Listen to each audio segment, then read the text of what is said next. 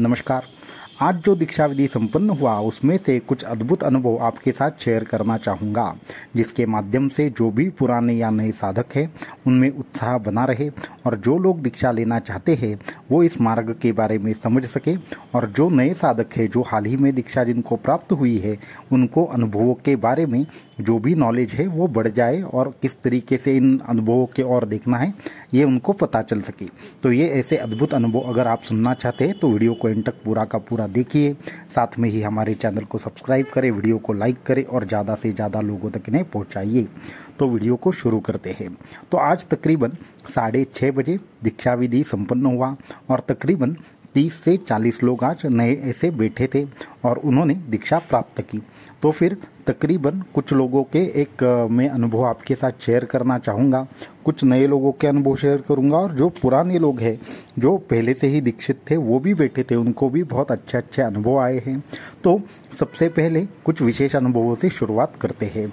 तो तकरीबन 6:30 बजे दीक्षा हुई, उसके बाद 9 साढ़े 9 बजे लोगों के कुछ जो रिप्लाई थे वो आना शुरू हो गया। तो एक साधक लिखते हैं कि गुरुजी हम 6:30 बजे साधना में बैठे और जब हमने आँख खोली तो तकरीबन 9 सवा 9 बजे थे। हमें बीच में क्या हुआ क्या नहीं हुआ कुछ भी पता नहीं चला।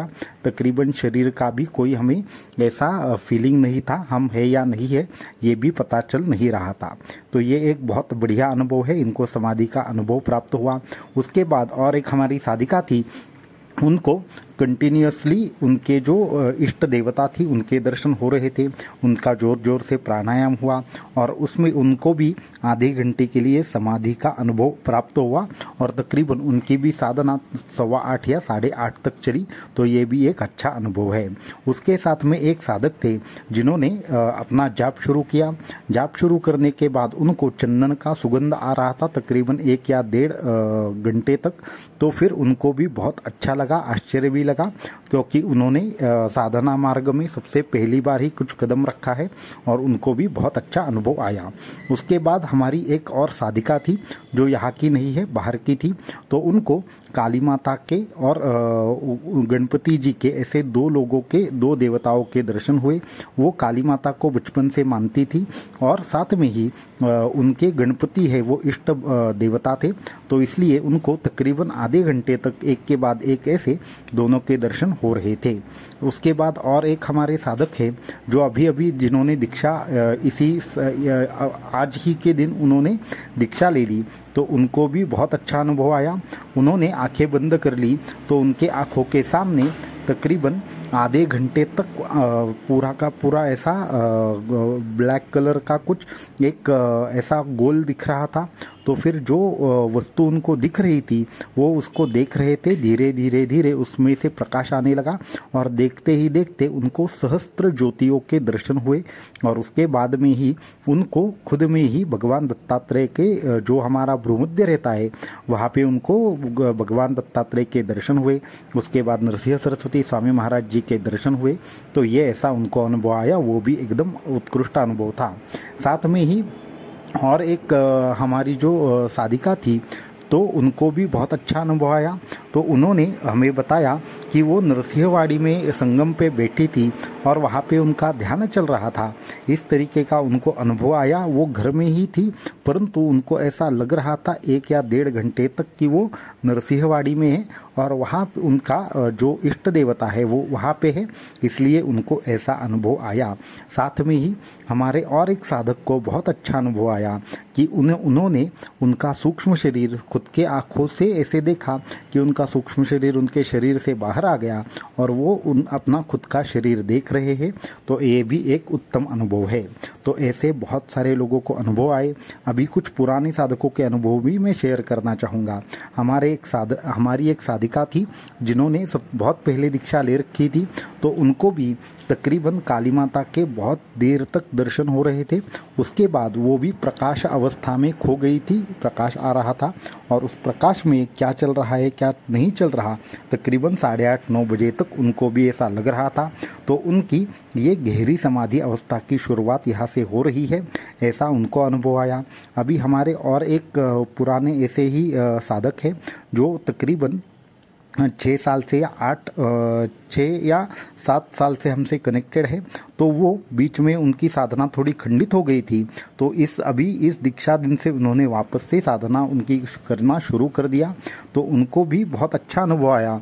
तो उनको ऐसा दिखा कि एक कोई ऋषि मुनि थे जो उनके सिर के ऊपर हाथ ऐसा घुमा रहे थे और उनको समझा रहे थे कि साधना मार्ग से भटकना नहीं है। उसके बाद उनको ऐसा लगा कि मानो वो उनका शरीर एकदम हल्का होकर आसमान में उड़ रहा है। और उसके बाद उनको सूक्ष्म देह से वो कहीं किसी देवी के मंदिर में गए और वहाँ देवी के दर्शन हुए, ऐसा उनको अनुभव प्राप्त हुआ। तो इस तरीके की जो भी लोगों को अनुभव आए हैं वो बहुत अच्छे हैं, आपका उत्साह बढ़ाने वाले हैं। और जिनको भी कुछ कारणवश अनुभव अगर नहीं आए, सभी लोगों ने हमें ये नहीं भेजे हैं अनुभव, जिन्होंने भी भेजे हैं उनके मैं बता रहा हूँ। तो अगर आपको भी कोई अनुभव आया है और आपको वो समझ में नहीं आ रहा तो हमें आप ईमेल कर सकते हैं, उसको हम ईमेल के द्वारा आपको रिप्लाई करेंगे या फिर एकाध किसी वीडियो में आपके अनुभव के बारे में आपको बताएंगे। अभी ये अनुभव बताए इसलिए जाते हैं क्योंकि ये मार्ग क्या है, इस मार्ग से क्या हो सकता है और इस मार्ग पे जो साधक चलते हैं उनका भी उत्साह बना रहे, इसलिए ये अनुभव शेयर किए जाते हैं। जो भी साधक है 2 साल 5 साल 10 साल होने के बाद कभी कभी एक ऐसा समय आ जाता है कि अनुभवों की कमी हो जाती है या अनुभव आना बंद हो जाता है, क्योंकि तब जाकर क्या होती है, अलग मन की स्थिति तैयार होती है। तो उस स्थिति में जब भी साधक पहुंचता है तो 1 या 2 साल की स्थिति ऐसी आ जाती है जहाँ पे साधक को अनुभव समझ में नहीं आते। तो उस वक्त ऐसे जो अनुभव रहते हैं वो हमेशा साधक के उत्साह बढ़ाते रहते हैं। इसलिए ये सारी की सारी चीज़ें यहाँ पे हम बता रहे हैं। साथ में ही हमें भी आज सूक्ष्म देह से बाहर जाकर एक गुप्त स्थान था, वहाँ पर भगवान दत्तात्रेय जी लेकर गए और वहाँ पे हमें कुछ एक विशिष्ट चीज़ों की आज्ञा की और हमें भी एक विश्वरूप दर्शन का अनुभव आज प्राप्त हुआ। तो ज़्यादा अनुभव यहाँ पे बताना ठीक नहीं होगा, अगले किसी वीडियो में हम विस्तार से इस अनुभव का जरूर वर्णन करेंगे। और आने वाले गुरु पूर्णिमा में महादीक्षा दिन है, साथ में ही हम वैश्विक योग दिवस मनाने का भी सोच रहे हैं। उसके बारे में भी अगले वीडियो में जल्द ही आपको मालूम हो जाएगा, तब क्या करना है क्या नहीं करना है। और जो साधक अभी दीक्षा नहीं ले पाए हैं लेकिन दीक्षा लेना चाहते हैं, वो साधक अभी इस वीडियो के नीचे जो फॉर्म है वो फिल करें, कांटेक्ट करें। उसमें 2 प्रकार की दीक्षाएं रहती है, एक नाम दीक्षा रहती है, दूसरी क्या रहती है, दूसरी मंत्र युक्त शक्तिपात दीक्षा रहती है। इसमें से अगर मंत्र युक्त शक्तिपात दीक्षा लेनी है तो उसके लिए आसन और बाकी के सामग्री का कंपल्शन है। अगर वो ठीक से आपके पास नहीं है तो उसके लिए आप एलिजिबल नहीं हो। और अगर आपको नाम दीक्षा लेनी है, आप सिर्फ नए हो, तो आप नाम दीक्षा भी ले सकते हो। दोनों में से कौन सी दीक्षा लेनी है ये आपके ऊपर निर्भर करता है, परंतु दीक्षा लेने के लिए सामग्री चाहिए अगर आप मंत्र दीक्षा ले रहे हैं तो। और अगर आप नाम दीक्षा ले रहे हैं तो कोई भी कंपल्शन नहीं है।